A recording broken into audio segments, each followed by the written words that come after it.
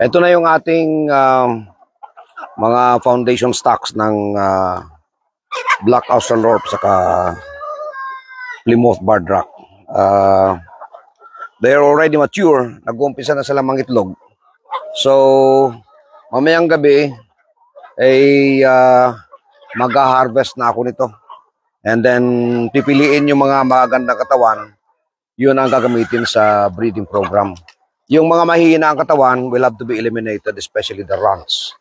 Kailangan, pag nag-breed ka, yung tinatawag nating superior genetics ang gagamitin mo. So if you would notice, halos karamihan lalaki, kasi kinuha ko na rito yung mga babae na itim. And then mamayang gabi, yung mga bulik naman na babae ang aking pipiliin para ma-separate na sila at mag-umpisa na yung breeding. And by starting the breeding program, we will have to make sure that mag-change feeding tayo.